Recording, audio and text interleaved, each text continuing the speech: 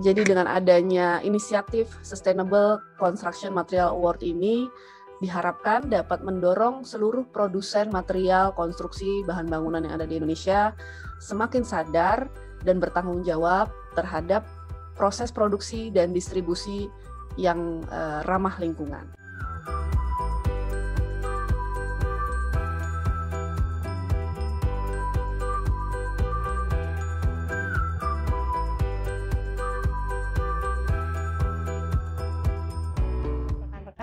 Terima kasih sudah hadir kembali dalam acara Protox hari ini. Dan seperti yang Bapak Ibu lihat di layar monitor Bapak Ibu masing-masing, kali ini spesial, kita bekerjasama dengan ArcID dan juga CIAIS dan juga Arsitek IAI, Ikatan Arsitek Indonesia, untuk menyelenggarakan acara Protox hari ini. Dan seperti yang Bapak Ibu rekan-rekan lihat di layar monitor masing-masing, kita kehadiran ada 5 sosok yang penting, sosok penting yang akan hadir dan berdiskusi dengan kami dan juga Bapak Ibu rekan-rekan untuk mengupas mengenai Sustainable Construction Material Award 2022. Ya, kita langsung masuk nih ke pembahasan Protox kita kali ini yang seru banget dan sudah ada 5 narasumber yang menarik nih ya, Mbak Ziza di sini. Betul Mas Bayu. Dan baik, saya langsung saja untuk rekan-rekan, saya akan sapa dan juga saya akan perkenalkan ke 5 narasumber kita yang hadir dalam acara sesi Protox hari ini. Yang pertama, di sini saya akan sapa terlebih dahulu Bu Teresia Asri Purnomo, yang biasa kita kenal sebagai Bu Aci. Selamat siang Bu Aci. Selamat siang Mbak Ziza. Selamat siang Ibu. Mohon izin, saya akan bacakan sedikit untuk Bu Aci adalah sebagai pengurus nasional dari IAI, di Kepala Badan Media dan juga Kemitraan, sekaligus sebagai Ketua ArcID 2022 ini ya Bu ya? Iya betul. Jadi kalau mau tanya ArcID nih langsung ke Bu Aci nih sekarang nih Bapak Ibu dan teman-teman sekalian nih. Oke, kemudian yang kedua di sini ada Bu Rini N. Hanuho. Selamat siang Bu Rini. Siang Mbak Ziza. Selamat siang Ibu. Dan Bu Rini ini sebagai pengurus nasional IAI juga di Badan Media dan juga Kemitraan, sekaligus sekretaris di ArcID 2002 ini. Seperti itu. Selanjutnya, narasumber kita yang berikutnya di sini ada Pak Tito Aribowo sebagai Program Development Manager dari Green Building Council Indonesia. Selamat siang Pak Tito. Selamat siang Kak. Selamat siang. Dan kemudian semua. Terima kasih dan selamat siang kepada narasumber kita yang berikutnya ada Pak Aristio sebagai Rating Development. Selamat siang Pak Aristio. Dan beliau sebagai Rating Development Green Product Council Indonesia. Benar ya Pak? Betul Bu, betul. Baik. Dan yang terakhir, narasumber kita di sini ada Pak Hendro Gunawan. Selamat siang Pak Hendro. Selamat siang Bu Ziza. Selamat siang Bapak Ibu sekalian. Selamat siang Pak Hendro. Selamat siang Pak Hendro. Dan mohon izin, Pak Hendro adalah sebagai Koordinator Kelompok Bimbingan Teknis dan Kerjasama Konservasi Energi dari Ditjen EBTKE Kementerian ISDM ya Pak ya. Betul. Dan juga di sini kita kehadiran Bu Devi Laksmi. Selamat siang Bu Devi. Selamat siang Mbak Ziza. Selamat siang Bapak Ibu semuanya.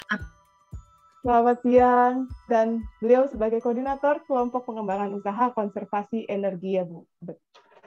Nah, alhamdulillah. Dan baik, saya langsung bertanya aja nih, langsung masuk aja ke sesi diskusi kita hari ini. Saya pertama ingin bertanya ke Bu Aci, Bu. Seperti apa untuk ArcID 2022 ini, Bu? Dan apa saja kegiatannya yang akan dilaksanakan nanti?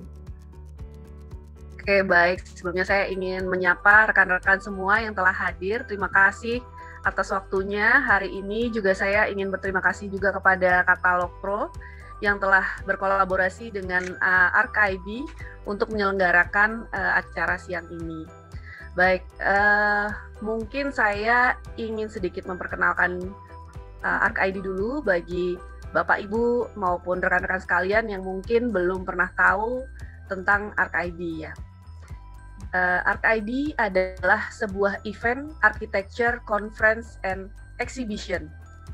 Jadi merupakan kegiatan tahunan yang digagas oleh Ikatan Arsitek Indonesia berkolaborasi dengan PT CIS atau PT Citra Inovasi Strategi Exhibition, yang event ini merupakan forum dialog berkelanjutan antara arsitek dengan pelaku industri konstruksi di Indonesia. ArtsID pertama kali diselenggarakan tahun 2020 dan menjadi ajang pertemuan terbesar arsitek di Indonesia, dan pada penyelenggaraan perdananya tersebut tahun 2020 lalu, ArtsID dikunjungi oleh lebih dari 8.500 pengunjung yang utamanya adalah arsitek, insinyur, kontraktor, developer, government official, maupun mahasiswa arsitektur, dan ada juga media serta khalayak umum. Jadi pada era pasar bebas ASEAN ini, terutama setelah adanya Mutual Arrangement on Architectural Services atau MRA on Architectural Services, misi utama ArtsID adalah untuk memposisikan profesi arsitek Indonesia agar bisa sejajar dengan profesi arsitek di negara-negara lainnya, di ASEAN maupun regional juga. Dan karena IAI atau Ikatan Arsitek Indonesia adalah organisasi profesi nirlaba, maka event ini atau event ArtsID ini sebesar-besarnya bertujuan untuk edukasi, kemudian untuk pengembangan profesi arsitek, kolaborasi antar stakeholders di industri konstruksi, serta mempublikasikan seluas-luasnya arsitek dan arsitektur Indonesia di dalam maupun di luar negeri. Jadi seperti kita ketahui bersama bahwa kegiatan utama ArtsID adalah Architecture International Conference serta exhibition material bahan bangunan yang berkolaborasi dengan arsitek. Jadi berbeda dengan exhibition bahan bangunan lainnya, di ArtsID exhibition-nya sangat kental dengan nuansa desain dan arsitektur. Saya jadi ingin tanya sedikit Bu Aci gitu. Jadi ini adalah momen di mana teman-teman vendor material gitu ya. Ini momen yang tepat untuk teman-teman vendor itu bisa berkolaborasi dengan dengan banyak arsitek ya, Bu Aci sebetulnya. Betul. Jadi anggota kami adalah profesional arsitek yang tersebar di 34 provinsi di Indonesia. Totalnya ada 22.000 anggota kami, dan rekan-rekan dari exhibitor, yaitu yang mainly-nya adalah vendor-vendor bahan bangunan, bisa bekerja sama dan kolaborasi di acara ini. Wah, ini bakalan seru nih kayaknya nih. Dan Bu Aci, saya jadi mau tanya sekalian mengenai masuk ke SCMA-nya ya. Saya mungkin singkat aja SCMA 2022 ini. Dan ini mungkin kan program SCMA yang pertama ya Bu Aci di ArtsID ini ya, di 2022 ya, ini. Betul. Nah, jadi memang yang berbeda dan yang baru pada penyelenggaraan ArtsID tahun ini adalah yang pertama tadi adanya program ArtsID Sustainable Construction Material Award ini. Dan juga yang kedua, adanya pavilion ArtsID di Barat dan di Timur Indonesia. Wow. Nah, jadi rekan-rekan arsitek yang ada di Kutub Barat maupun di Kutub Timur Indonesia bisa berkumpul bersama di sana, nobar. Jadi segala kegiatan yang berlangsung di ASBSD kita relay langsung ke sana. Dan teman-teman yang ada di ASBSD juga bisa melihat berbagai acara yang terjadi di Indonesia Barat maupun Indonesia Timur, tepatnya di Kota Medan dan Makassar. Wow, jadi nggak hanya cuman yang nonton area Tangsel dan sekitarnya ya, Mbak Aci. Jadi Barat dan Timur juga bisa nonton bareng gitu. Nah, balik lagi ke SCMA nih, Mbak Aci. Jadi untuk SCMA sendiri, sebetulnya apa sih yang akhirnya ArtsID atau IAI membuat program ini, Mbak Aci? Ya, jadi seperti kita ketahui bersama juga bahwa industri konstruksi termasuk yang berkontribusi cukup besar untuk PDB Indonesia. Namun di sisi lain, kegiatan konstruksi ini adalah kegiatan konstruksi termasuk penyelenggaraan bangunan gedung, pembangunan, dan lain sebagainya merupakan salah satu konsumen terbesar dan pengguna energi tak terbarukan, penyumbang gas rumah kaca, penghasil sampah, serta perusak habitat terbesar di muka bumi. Banyak arsitek maupun masyarakat pengguna jasa konstruksi belum menyadari besarnya dampak dari keputusan-keputusan atas karya arsitektur terhadap lingkungan. Jadi karena salah satunya kadang arsitek juga masih kesulitan dengan keterbatasan informasi terkait material bangunan yang ramah lingkungan yang tersedia di pasaran. Oh, jadi itu yang berlatar belakangi akhirnya SCMA ini dibuat di ARC-ID 2022 ini ya, Bu Aci?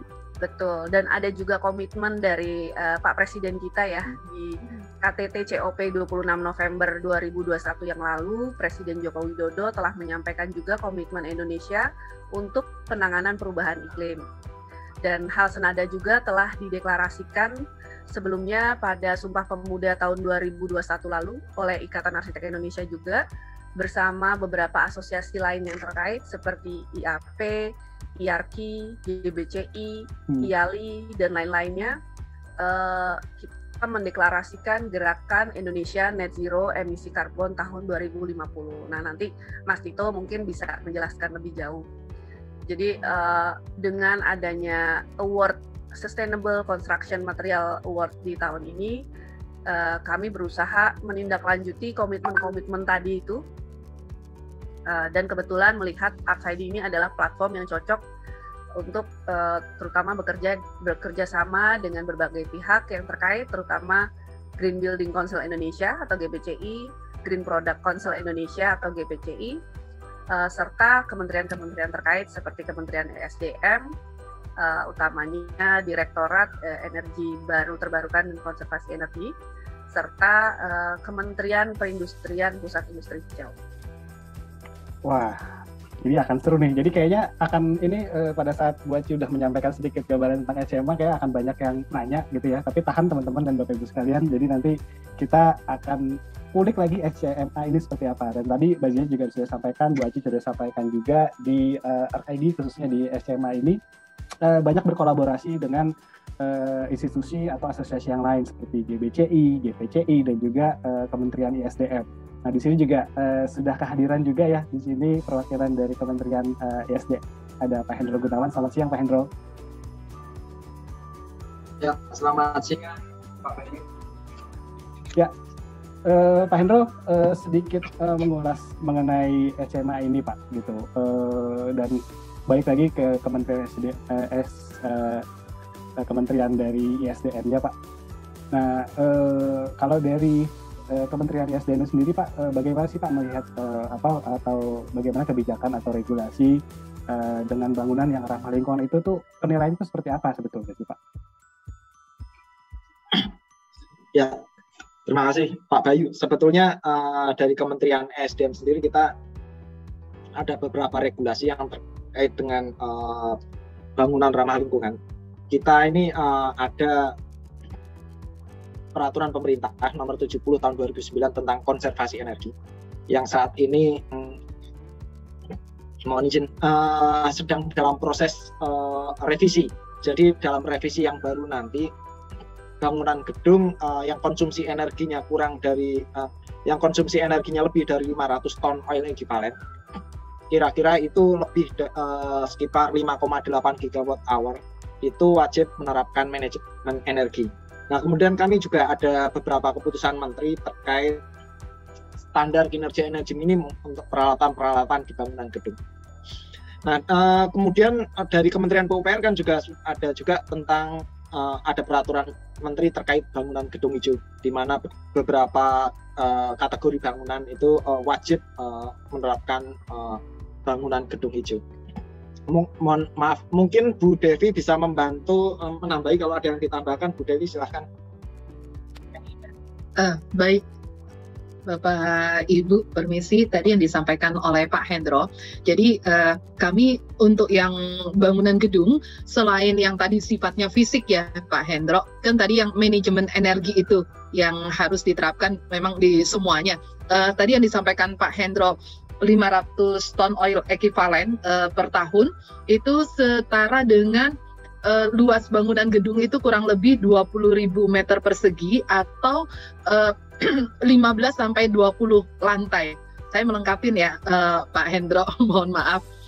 Dan juga yang tadi di bangunan gedung hijau yang disebut Pak Hendro, efisiensi energi adalah bagian dari komponennya juga yang ada di Kementerian PUPR, dan juga ada material ramah lingkungan. Di situ kalau untuk kinerja bangunan gedung hijau perencanaan BGH baru itu share-nya itu 21%. Kalau untuk penghematan energi, efisiensi energi itu 25%. Demikian Pak Hendro, saya melengkapi. Terima kasih. Terima kasih. Saya jadi pengen bertanya juga nih Bu Devi, dan atau mungkin Pak Hendro bisa bantu jawab juga. Mungkin ataukah ada peraturan atau undang-undang sendiri yang mengikat nih dari kementerian sendiri, Bu? Bagaimana? Permisi Mbak, kalau yang mengikat itu yang di kami adalah peraturan yang disampaikan Pak Hendro tadi, penerapan standar kinerja energi minimum untuk peralatan pemanfaat rumah tangga yang ada di rumah tangga, pemanfaat energi yang ada di rumah tangga. Yang sudah keluar adalah sebentar, mohon maaf, saya ini dulu nggak hafal, Pak Hendro lupa nih, mohon maaf. Di sini ada AC, lemari pendingin, kipas angin, dan penanak nasi. Itu yang mengikat, dan juga pelaksanaan manajemen energi. Itu istilahnya wajib dilaksanakan.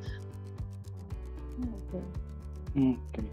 Ya berarti balik lagi sedikit masuk ke SMA-nya Pak Hendro dan Bu Devi, makanya kenapa Kementerian SDM ini sangat mendukung acara Award SMA ini ya Pak? Karena salah satu pertimbangannya adalah bagaimana bangunan itu bisa diisi atau pengaplikasian material itu adalah material yang berkelanjutan atau material yang ramah lingkungan, seperti itu.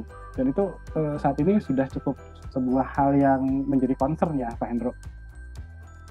Ya, betul Pak.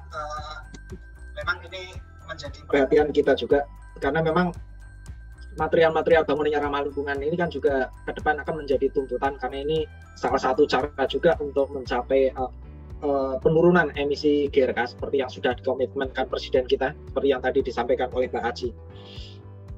Dan tentunya dalam rangka mencapai menghasilkan produk-produk yang ramah lingkungan tadi, tentunya industri juga kita minta untuk ikut menerapkan manajemen energi. Itu Pak, terima kasih. Oke, terima kasih Pak Hendro. Nah, ini juga sudah ada insight juga dari Pak Hendro, perwakilan dari Kementerian ISDM, dan mungkin saya akan berpindah ke narasumber yang lain. Di sini juga kita kehadiran Pak Tito dari GBCI. Selamat siang Pak Tito. Siang Mas Bayu. Selamat siang Pak Tito. Selamat siang Mbak Siza. Oke, mungkin saya akan langsung sedikit menanyakan beberapa hal nih, Pak Tito gitu. Jadi kalau dari segi GBCI sendiri, sebetulnya melihat dari bangunan yang ramah lingkungan itu, kriteria bangunan hijau atau yang ramah lingkungan itu seperti apa sih, Pak Tito? Ya, oke. Jadi kami dari Green Building Council Indonesia, kami sebagai organisasi yang memang mempunyai concern utamanya di area bangunan hijau ya pastinya, di area green building, kami melihat bahwa suatu bangunan itu harus memiliki satu tolok ukur di mana satu bangunan itu di mana dia harus beroperasi.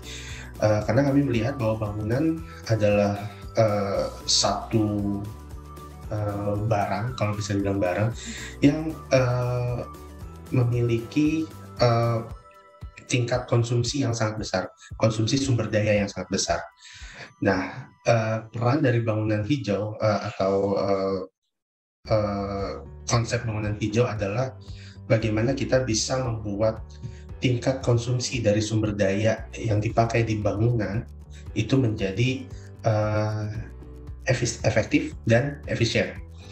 Dan artinya untuk bisa kita bilang efektif dan efisien, pastinya harus semuanya ini terukur. Jadi untuk bisa memfasilitasi itu semua, kalau dari kami Green Building Council Indonesia, kami memiliki rating tools yang kami namakan Greenship, di mana dalam Greenship kami menilai suatu bangunan adalah bangunan yang ramah lingkungan melalui 6 kriteria, yaitu ada di tata guna lahan, lalu efisiensi dan konservasi energi, lalu ada konservasi air, lalu sumber dan daur material, lalu kesehatan dalam ruang, dan manajemen lingkungan bangunan. Dari 6 kriteria ini yang kami rasa cukup komprehensif, bisa mengatasi masalah-masalah yang ditimbulkan oleh bangunan. Seperti yang Mbak Aci bilang sebelumnya, di mana bangunan ini kan banyak sekali punya mengemisikan karbon sangat besar. Di data kami itu sekitar 39% emisi karbon di seluruh dunia itu munculnya dari bangunan, dan juga masalah-masalah lain seperti tata guna lahan, dan masalah limbah, dan yang pastinya yang paling core-nya itu ada di energi, air, dan materialnya seperti apa. Nah itu melalui rating tools ini atau perangkat penilaian ini, kami berusaha untuk membuat praktek bangunan hijau di Indonesia menjadi lebih aplikatif dan bisa lebih terukur. Seperti itu. Tadi Pak Tito, saya jadi pengen tanya juga Pak. Kalau menurut Pak Tito sendiri, udah seberapa penting Pak konsep green building ini perlu diterapkan di Indonesia Pak? Kalau dibilang seberapa penting, sangat penting ya, karena yang tadi saya bilang kita di seluruh dunia saja, termasuk di Indonesia pastinya emisi karbonnya sangat besar. Bahkan tadi sama yang seperti yang Mbak Aci bilang sebelumnya, bahkan kami bekerja sama dengan berbagai macam organisasi itu untuk membuat komitmen di mana kami inginnya seluruh sektor, baik bangunan atau sektor-sektor lain itu bisa menuju ke arah yang pembangunan yang net zero. Karena kalau tidak sampai ke net zero, ini kita punya misi kan selama ini selalu dibilang dunia ini harus bisa membatasi kenaikan suhu dari masa pra-industrial hingga sekarang itu hanya sampai di 1,5 derajat Celcius. Nah itu kalau tidak dilakukan dari sekarang, kita akan mempunyai masalah lingkungan yang berdampak langsung kepada manusia, itu sangat besar dampaknya, seperti itu. Oke, baik. Terima kasih Pak Tito. Dan seperti yang tadi disampaikan di awal, bahwa green building pun juga disupport dengan produk-produk material bangunan yang ramah lingkungan ya Pak, untuk terjadinya suatu bangunan yang sustainable dan juga ramah lingkungan. Nah, saya baru mau pindah ke Pak Aris dulu nih Pak Tito. Dan kalau Pak Aris boleh dijelaskan Pak, seperti apa sih Pak produk-produk material yang ramah lingkungan, ataukah ada kriteria khusus Pak? Silakan. Oh iya, selamat siang semuanya, selamat siang Bu Ziza dan Pak Bayu. Yang Pak. Ya, ini saya jelaskan aja garis besarnya. Jadi di GPCI sendiri itu juga memiliki rating tools yang menilai apakah suatu produk dan bahan material itu ramah lingkungan atau tidak. Di antaranya ada 6+1 apa istilahnya ya, tema lah gitu, atau kriteria yang dinilai untuk menyatakan produk itu ramah lingkungan atau tidak. Yang pertama adalah material dan bahan baku, di mana kita akan menilai apakah produk tersebut diproduksi dengan material dan bahan baku yang ramah lingkungan atau tidak mencemari lingkungan sekitar pada saat penambangannya misalnya. Yang kedua adalah konsumsi energi dan air, di mana kita lihat apakah dalam proses produksi produknya itu menggunakan energi seminimal mungkin dan tidak menggunakan air yang berlebihan. Yang ketiga adalah logam berat dan zat berbahaya, yaitu kita lihat juga apakah produk tersebut itu produk final maksud saya mengandung logam berat yang tidak melebihi nilai ambang batasnya dan juga tidak mengandung zat berbahaya yang melebihi nilai ambang batasnya. Selanjutnya adalah kriteria sistem manajemen lingkungan dan pengelolaan limbah, di mana kami GPCI melihat apakah produsen itu memang telah tersertifikasi sistem manajemen lingkungan ISO 14001, dan kita juga melihat bagaimana pengelolaan limbahnya, yaitu limbah padat, cair, dan limbah bahan beracun dan berbahayanya. Selanjutnya ada daya tahan produk untuk produk-produk yang memang dijual kepada konsumen, seperti misalnya AC yang kebetulan baru minggu lalu itu konsensus nasional, Bu, di mana memang kita lihat apakah si produsen ini memang memberikan layanan after sales yang bagus dan juga memberikan semacam konten-konten edukasi terkait ramah lingkungan ini kepada konsumennya. Lalu ada sistem kesehatan dan keselamatan lingkungan kerja, yang dimana juga kita harus lihat apakah produsen pada fasilitas produksinya itu mereka memperhatikan keselamatan para pekerjanya. Dan yang terakhir, yaitu yang plus satu tersebut, tentunya adalah kemasan produk, di mana apakah memang setelah produk itu diproduksi, apabila memang menggunakan kemasan itu yang digunakan apakah ramah lingkungan atau tidak, seperti itu, Bu. Yang menarik yang sedikit mau saya kasih tanggapan, Pak, yang salah satu kriterianya adalah servisnya ya, Pak. Itu betul, masuk ke dalam kriteria. Betul, itu Pak. Menarik tuh, Pak. Berarti kalau ada produk-produk yang tidak mempunyai servis yang bagus, mungkin itu bisa keluar dari kategori green product mungkin, Pak, ya?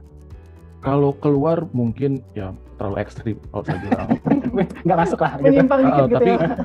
Tapi ya. Nilainya tidak sebaik dengan produsen lain yang memang punya customer service yang bagus gitu. Karena kan untuk alat-alat tertentu memang perlu maintenance yang selalu dilakukan dengan baik dan pada waktu yang juga dijaga untuk tetap bagaimana si produknya ini tetap maksimal dalam melaksanakan fungsinya, seperti itu, Pak Bayu.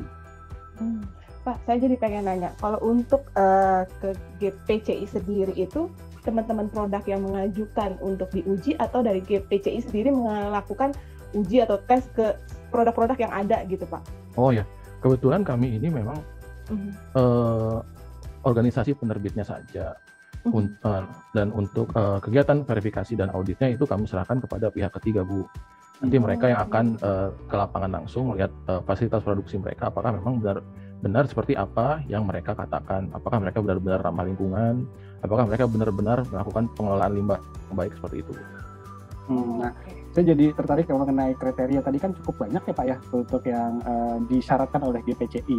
Nah, setelah kriteria itu dipenuhi oleh si produk atau brand gitu, apakah ada legitimasi yang dikeluarkan oleh GPCI, Pak, jika suatu produk itu lulus uji produk yang ramah lingkungan dan melewati kriteria-kriteria tadi, Pak?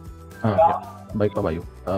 Untuk di kami di Green Product Council Indonesia ada namanya label itu Green Label Indonesia, di mana terdapat 3 tingkatan, yaitu bronze, silver, dan gold, di mana nanti akan ada batas minimal dari tiap-tiap kriteria tersebut ya untuk mendapatkan yaitu tadi tiga tingkatan tadi. Tentunya setelah mendapatkan tentunya setelah dikatakan lulus pada kriteria ramah lingkungan, produsen akan mendapatkan sertifikat Green Label Indonesia dan berhak menggunakan logo Green Label Indonesia di produk atau di materi marketing mereka, Pak. Seperti itu. Ada jangka waktunya nggak sih, Pak? Oh ya, ada, betul. Jadi produk label kami berlaku untuk 1 tahun. Untuk 1 tahun, nanti berikutnya setelah selesai diadakan uji lagi ya, Pak, ya, diverifikasi kembali gitu ya, Pak? Betul, Bu Zida. Ya, 1 tahun akan kami adakan ya audit ulang lah, seperti itu. Oke. Terima kasih, Pak Aris. Banyak, Pak Aris. Saya juga terima kasih. Nah, mungkin sebelum kita masuk ke narasumber kita yang satu lagi nih, dan kita masuk fokus nanti ngomongin SCMA, mungkin saya undang juga bagi teman-teman atau Bapak Ibu yang bertanya gitu ya. Tadi udah ada Pak Hendro, udah ada Pak Tito, sudah ada Pak Aris gitu ya, yang menyampaikan paparannya. Kalau ada pertanyaan silahkan tanya di kolom chat gitu. Oke, Mbak Ziza, kita lanjutkan. Silakan, Mbak. Baik, sekarang saya ingin mengundang Pak Burini dari IAI Nasional yang sebagai sekretaris juga untuk acara SCMA ini, Bu. Tadi setelah mendengarkan pemaparan dari Bu Aci, Pak Hendro, Pak Aristio dan juga Pak Tito cukup menarik nih Bu. Kenapa akhirnya ArcID saat ini kita mengadakan sayembara ataupun ajang penghargaan untuk produk ramah lingkungan. Nah, kalau boleh tahu, boleh dijelaskan nggak Bu, bagaimana nih caranya teman-teman produk ini ikut serta dalam ajang penghargaan ini Bu? Iya, terima kasih Mbak Aziza. Untuk peserta yang ingin ikut atau terdaftar itu sebenarnya bisa dibilang nggak terlalu banyak persyaratan sih. Cukup perlu mendaftarkan aja produknya ke website ArcID, itu di www.arcs.id, kemudian ada biaya untuk keikutsertaannya sebesar 3 juta per produk gitu. Dan peserta atau brand atau perusahaan yang mendaftarkan keikutsertaannya boleh mendaftarkan lebih dari 1 produk dan kemudian mengisi formulir yang sudah disediakan panitia di website ArcID tersebut, dan formulirnya juga tidak terlalu sulit lah ya. Isinya hanya perlu menyampaikan tentang data produk, data perusahaan, kemudian mengupload sertifikasi, spesifikasi produk, hasil uji coba, dan dokumen-dokumen lain yang kira-kira perlu untuk disampaikan untuk kepentingan kriteria penilaian. Lalu kemudian kita memberikan sebuah kolom untuk bisa peserta mendeskripsikan produknya maksimal 500 kata untuk menjelaskan tentang produk itu sendiri, tentang perusahaannya, dan juga tentang bangunan-bangunan yang sudah mengaplikasikan produk tersebut. Gitu. Lalu kami ada panel yang sudah kami sediakan. Dalam panel itu nanti akan diupload juga sama peserta. Dalam panel itu hal-hal yang tadi saya sebutkan, narasi, kemudian foto-foto produk dan bangunan yang sudah disebutkan saya tadi itu dimasukkan ke dalam panel. Panel itu nanti akan kita gunakan ke pameran di ArcID nanti, tapi hanya finalis gitu, hanya 3 produk terbaik dari masing-masing kategorinya. Ini ya Bu ya, berarti panel yang akan disediakan ya Bu ya. Iya. Nah, Bu Ridi, saya jadi ada pertanyaan nih. Yang menariknya kan tadi sebetulnya gampang ya untuk teman-teman vendor produk ini untuk mengikuti SCMA ini. Tapi ada ketentuan tertentu lagi nggak Bu tambahannya? Misalnya kayak mesti harus ada pengandung TKDN-nya berapa persen gitu. Sekarang kan mungkin lagi concern gitu ya. Kandungan dalam negerinya itu 70-80% itu saya lupa gitu. Ya, untuk ketentuan itu yang tadi Pak Bayu sebutkan, itu sebenarnya tinggal disertakan saja. Kita kan menyediakan untuk mengupload sertifikasi atau dokumen-dokumen yang ada gitu ya. Itu tinggal diupload saja. Tapi ketentuan khususnya sih nggak ada. Yang penting itu peserta adalah pemilik produk material yang terdaftar sebagai badan usaha di Republik Indonesia, itu penting. Kemudian material produk yang diikutsertakan adalah produk orisinil dan bukan produk perusahaan lain atau modifikasi dari produk lainnya. Kemudian berarti abal-abal nggak bisa ya Bu Rini ya? Yang ngaku-ngaku gitu. Ya, nggak bisa. Kemudian pendaftaran dilakukan atas nama perusahaan pemilik produk material dan pendaftar tersebut adalah perusahaan yang bertanggung jawab atas produk material yang diikutsertakan pada penghargaan ini. Itu sih Pak yang benar-benar jadi syarat dan ketentuannya, dan keputusan panitia tentu tidak dapat diganggu juga. Nah, saya penasaran juga nih Bu. Selain tadi ada ketentuannya dan mungkin ada berapa kategori Bu yang diadakan untuk SCMA ini Bu? Untuk SCMA tahun ini, karena ini tahun pertama kegiatan ini berlangsung, kita buka ada 6 kategori. 6 kategori ini bisa dibilang merupakan material utama dalam pembentuk sebuah bangunan, gitu ya. 6 ini pertama ada material struktural, di situ termasuk di dalamnya seperti beton, semen, besi tulangan, bata, baja ringan, dan lain-lain. Kemudian yang kedua ada kategori produk material fasad bangunan, itu bisa termasuk panel aluminium, pintu jendela, kaca, dan lain-lain. Yang ketiga ada kategori produk material finishing lantai, yaitu keramik, lantai kayu, PVC, dan lain-lain. Yang keempat ada kategori material partisi, finishing dinding dan pelapis. Di situ termasuk gypsum, DRC, KPL, cat, coating, perekat, dan lain-lain. Kemudian yang kelima ada kategori material atap. Itu ada produk material rangka, ada juga material penutup atap, dan yang keenam produk material sanitary untuk perlengkapan kamar mandi dan dapur. 6 kategori itu, Pak, Bu, Mbak. Menarik ya, berarti kategori-kategorinya nggak hanya cuman yang berkutat di area arsitektural ya, Bu Rini. Jadi yang ada dalam satu gedung gitu atau satu project itu bisa mengajukan diri atau mendaftar untuk mengikuti SCMA ini ya, Bu Rini? Iya, betul. Wah, jadi buru-buru nih teman-teman nih, karena yang dukung acaranya aja udah ada asosiasi yang memang berkompeten gitu, tambahannya ada didukung oleh kementerian. Nah, mungkin saya ingin selanjutnya tanya, nah mengenai nanti penjurian, tadi kan Bu Rini bilang dari keputusan juri itu tidak bisa diganggu-gugat. Nah, kalau boleh kita tahu, itu juri-jurinya yang akan terlibat dalam SCMA ini siapa aja ya, Bu Rini? Oke. Untuk penjurian kita ada 5 dewan juri. Dewan juri ini perwakilan masing-masing dari 2 dari kementerian yang mendukung kegiatan kita, kegiatan SCMA ini. Ada Kementerian Perindustrian, dari Pusat Industri Hijau, itu akan mewakilkan 1 juri. Lalu kemudian ada Kementerian ESDM, dari Direktorat Jenderal EBTKE, itu memberikan 1 perwakilan juri. Kemudian ada 1 perwakilan juri dari IAI, tentunya penyelenggara kegiatan ini. Kemudian dari kolaborator kami juga memberikan masing-masing 1 perwakilan juri dari Green Building Council Indonesia dan juga Green Product Council Indonesia. Gitu. Berarti salah satu asosiasi yang hadir ini pun juga sebagai juri juga nanti di ajang SCMA ini ya, Bu ya? Iya, betul. Dan penjurian kita ini ada 2 tahap gitu, Mbak. Oh, oke. Jadi memang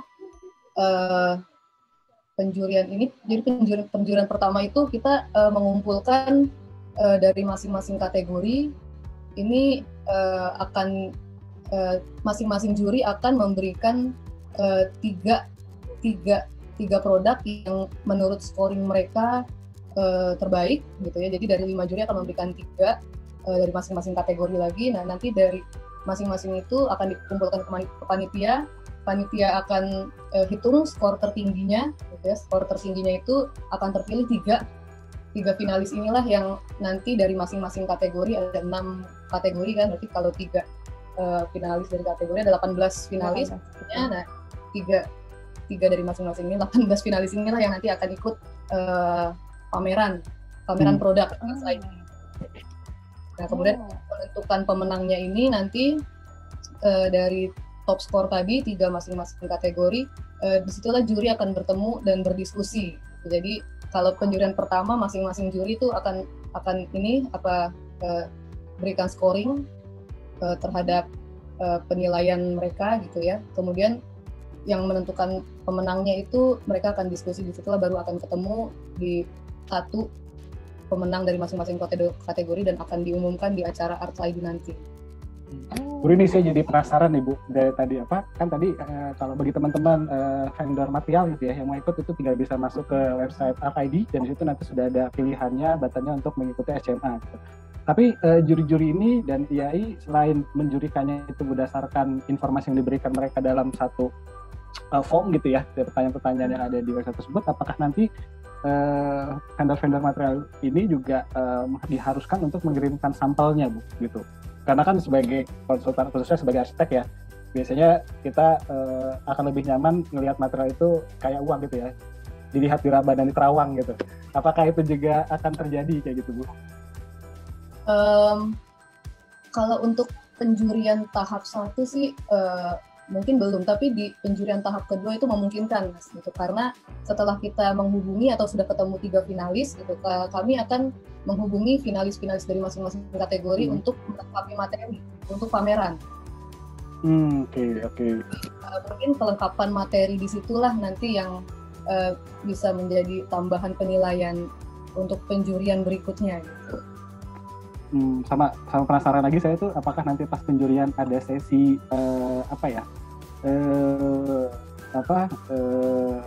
tanya langsung ke prinsipalnya nggak Bu gitu. Jadi misalnya kita udah mendapatkan informasi berdasarkan informasi yang diberikan di dalam website gitu ya, terus juga ada kayak interview gitu mengenai ini material bisa diapain aja, secara langsung gitu ke perwakilan dari prinsipal produk tersebut gitu. Untuk itu nggak ada sih Pak, gitu. Makanya kita menyediakan 500 karakter itu monggo digunakan sebaik-baiknya untuk menjelaskan lengkapnya ya Bu Rini. Detail-detailnya jangan sampai dipertinggal. Bu Rini, boleh dijelasin juga nggak? Tadi kan kita udah bicara tentang ketentuan, terus kemudian siapa saja jurinya, kriterianya seperti apa.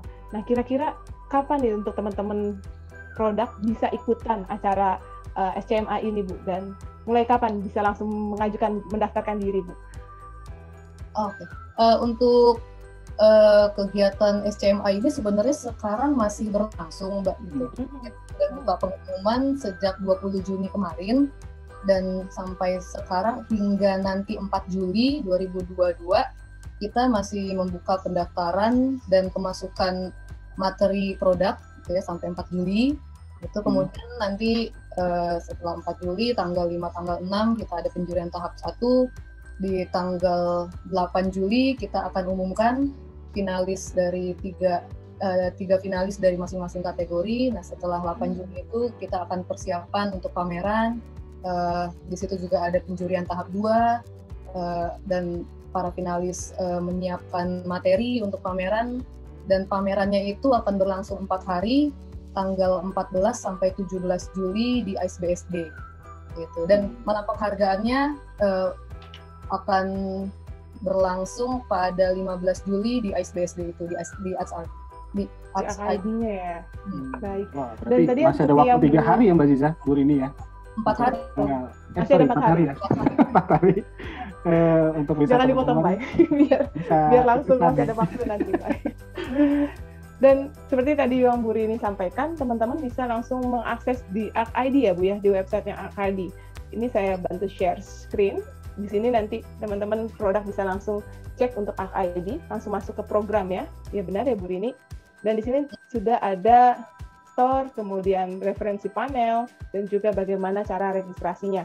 Seperti itu. Dan di sini lihat juga untuk timeline-nya, untuk penjurian, kemudian sampai tahap awarding-nya nanti ya Bu. Seperti itu.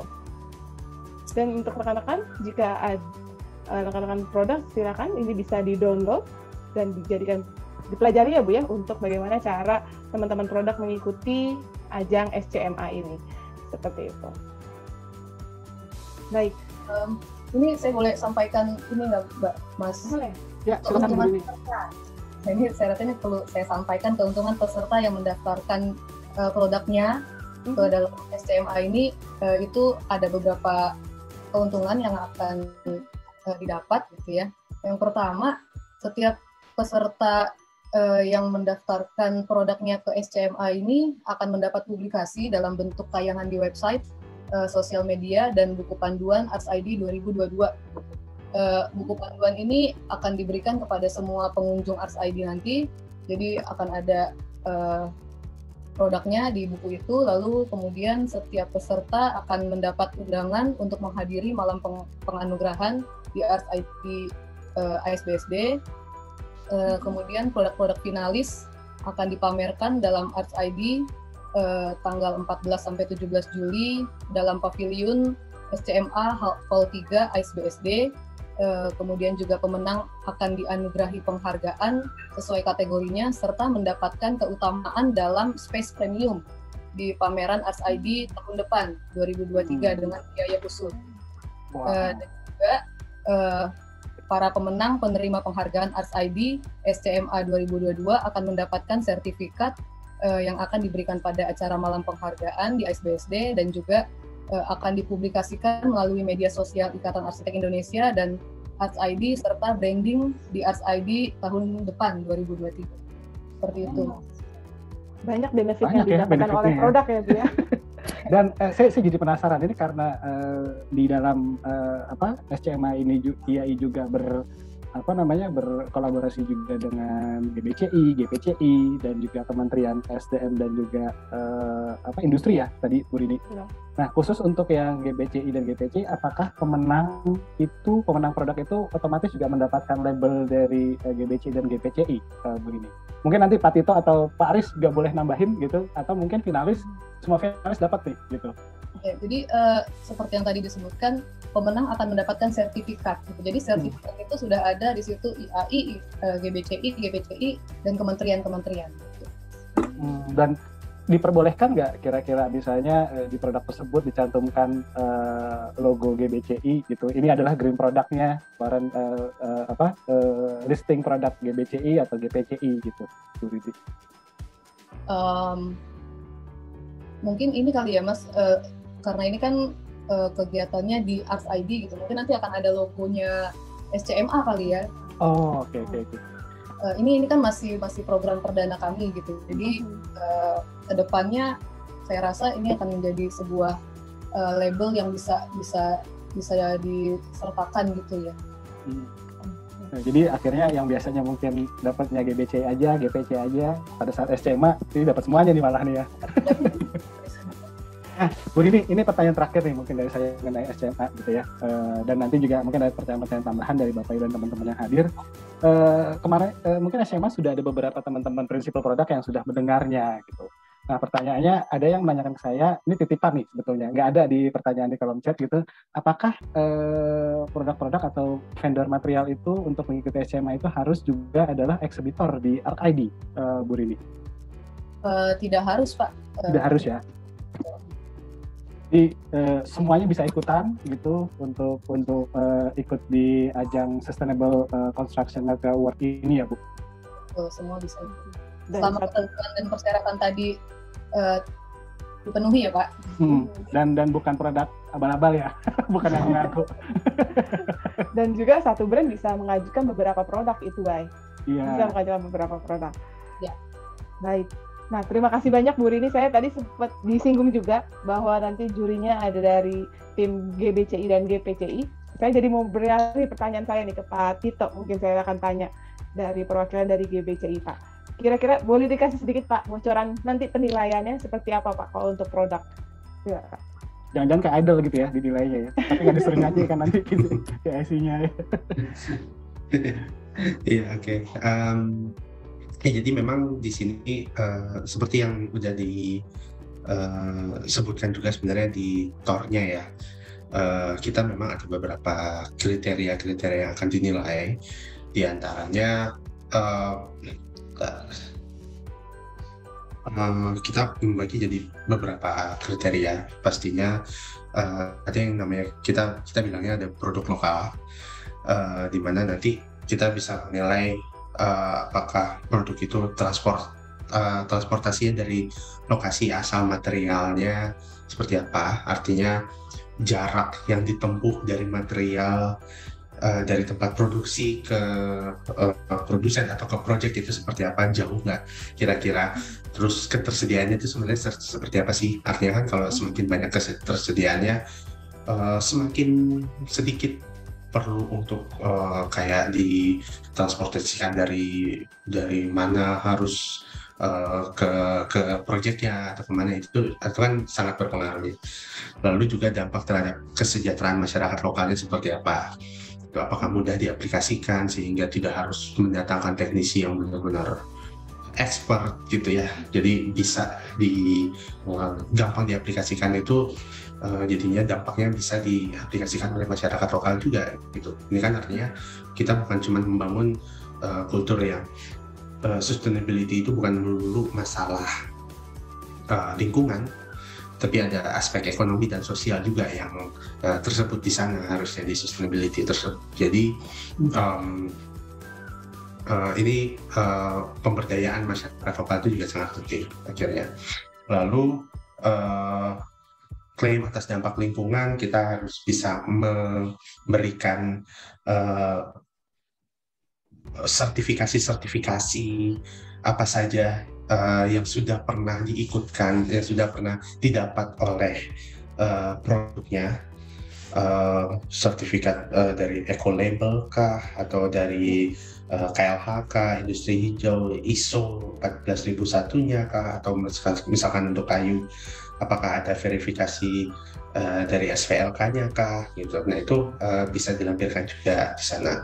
Lalu mengenai kualitas produk, pemenuhan atas regulasi, apakah mempunyai sudah memenuhi SNI, sudah pernah mengikuti hasil uji SNI, lalu ada sertifikasi ISO 9001-nya kah, gitu. Lalu untuk dampak kesehatannya kepada manusia seperti apa, gitu, ketika diaplikasikan.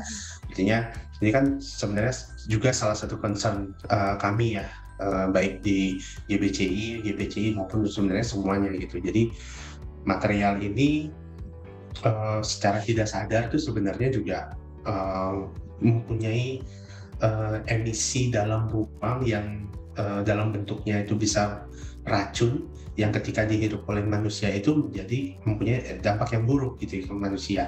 Jadi dengan kita memiliki penilaian ini supaya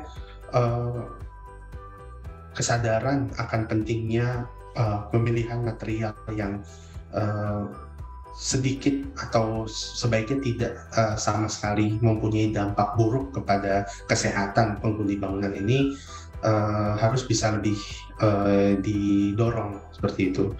Jadi substansi yang memiliki yang seperti VOC, formaldehyde, asbestos atau apapun itu sudah harus dihilangkan gitu dari produk-produk. Lalu untuk inovasi kita menilai efisiensi energinya seperti apa, baik efisiensi energi yang membantu efisiensi energi di bangunan maupun efisiensi energi ketika produknya dibuat gitu. Itu juga bisa kita nilai. Lalu ada efisiensi air sama kurang lebih carbon footprint. Kalau carbon footprint kita bisa melihat daur hidupnya itu seperti apa, artinya asalnya dari mana, ya, proses produksinya seperti apa, pengolahan produknya seperti apa, maintenance dan potensi daur ulangnya nanti seperti apa. Itu kan setiap setiap stage daur hidup dari sebuah produk kan mempunyai sebenarnya ada karbonnya. Nah itu kita bisa nilai nanti sebenarnya sebanyak apa sih kira-kira karbonnya yang dihasilkan gitu akhirnya. Lalu yang terakhir ya ada juga mengenai limbah yang terkonvensi menjadi material sekunder bagi produk turunan. Artinya apakah suatu produk ini nanti ketika sudah menjadi limbah bisa menjadi bahan untuk mendukung pembuatan produk lainnya lagi. Ini kan artinya ada proses yang mengurangi limbah ya akhirnya gitu. Dan yang terakhir kita adanya ketersediaan purna jual, artinya ada customer support-nya kah, atau maintenance atas produknya itu seperti apa, apakah gampang, apakah kalau misalkan ada yang rusak itu harus ada spare part tertentu atau ada bahan tertentu yang harus didatangkan, misalkan harus diimpor dulu atau seperti apa gitu. Itu kan mempunyai dampak yang besar ya. Jadi kalau misalkan maintenance-nya gampang, lalu juga ketersediaan bahan-bahan atau spare part untuk maintenance-nya ini juga banyak gitu. Ini kan akan lebih gampang untuk memperbaiki dan untuk maintenance dan dampak lingkungannya juga akan lebih rendah gitu akhirnya. Dari saya itu mungkin dari Mas Tio atau Mas Aris bisa ditambahkan. Menarik nih ya penilaian dari GBCI gitu ya. Jadi itu dicatat semua nih ya teman-teman yang mau ikutan gitu ya. Nah sekarang kita beralih langsung ke Pak Tio nih. Gitu. Ya, terima kasih. Saya cuma akan menambahkan tentunya untuk produk maksudnya produk itu kan diproduksi dengan material yang pasti beda-beda setiap produknya tentunya. Nah, dan karenanya tentunya akan penekanan penilaiannya juga akan dibedakan setiap produknya. Tentunya kalau yang untuk fasad misalnya, maka akan lebih ditekankan di efisiensi energinya misalnya seperti itu. Atau misalnya untuk produk cat akan kita lihat logam berat dan zat berbahayanya apakah memang di bawah nilai ambang batasnya atau tidak, seperti itu Pak. Nah, mungkin di sini ada brand-brand catnya ini ditandain ya. Oke, menarik. Saya jadi ada pertanyaan, mungkin ini bisa dijawab oleh Bu Rini, oleh Pak Aris, oleh Pak Tito gitu, atau Bu Aci gitu. Kalau misalnya ada produk yang UMKM gitu ya, kan sekarang kita banyak mengenal kalau di daerah tuh banyak sekarang tuh lagi tren lagi roster atau misalnya tegel gitu. Nah, kalau mereka mau ikut di SCMA ini masih boleh Bapak Ibu? Industri rumahan gitu misalnya? Mungkin Bu Rini bisa. Iya Pak. Kembali ke persyaratan awal tadi, Pak Bayu, selama sudah terdaftar sebagai produk yang di Republik Indonesia itu boleh Pak. Dan entity-nya jelas boleh ya, Bu Rini ya, berarti ya? Boleh. Oh, oke. Wah, menarik nih. Menarik. Baik, terima kasih banyak Bu Rini dan juga Pak Aristio. Dan saya ingin bertanya kembali ke Bu Aci nih, Bu. Tadi setelah kita melihat dan mendengar juga kriteria penilaian dari GBCI, dan saya mau tanya kembali ke Bu Aci, kira-kira apa nih harapan Ibu sebagai Ketua ARKAI di tahun ini, harapan Ibu tentang SCMA ini, Bu?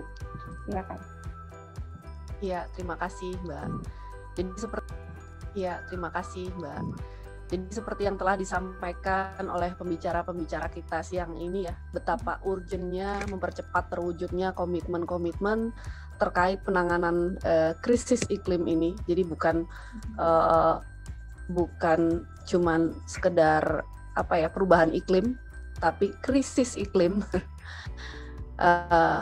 Jadi dengan adanya inisiatif Sustainable Construction Material Award ini diharapkan dapat mendorong seluruh produsen material konstruksi bahan bangunan yang ada di Indonesia semakin sadar dan bertanggung jawab terhadap proses produksi dan distribusi yang ramah lingkungan.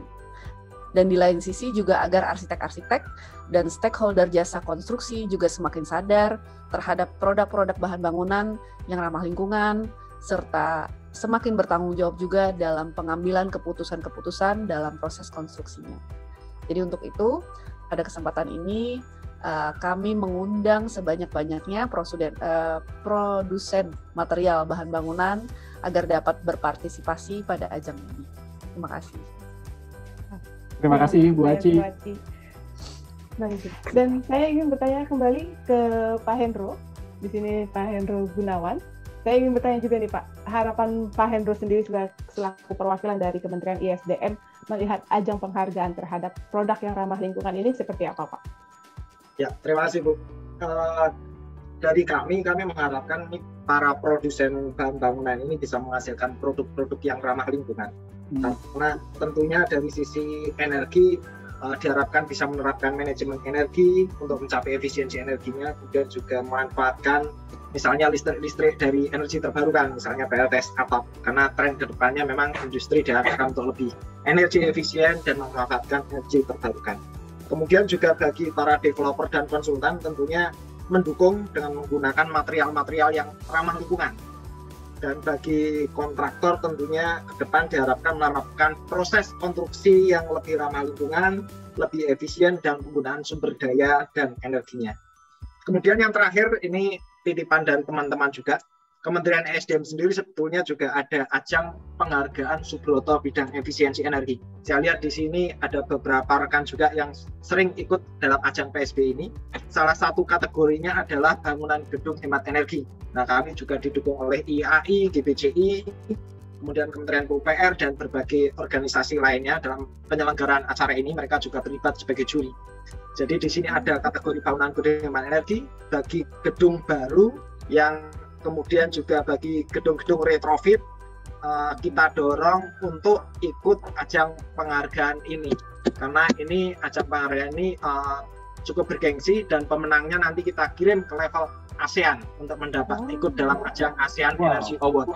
Nah, ini nanti pemenangnya juga akan kami promosikan di website kami, kemudian juga di sosial media kami, juga nanti akan mendapatkan penghargaan dari Menteri SDM dan sertifikat. Demikian Ibu, terima kasih. Wow, terima kasih banyak Pak Hendro dan juga Bu Aci. Jadi menarik. Untuk saat ini kita langsung buka untuk kesediaan untuk teman-teman produk, khususnya ya Mas Bayu untuk berpartisipasi dalam acara Sustainable Construction Material Award ini. Dan juga Pak Hendro juga tadi mengundang teman-teman mungkin lebih ke owner itu ya Pak ya, bangunan ya Pak ya, untuk mengikuti untuk ajang penghargaannya juga ya Pak? Iya. Itu.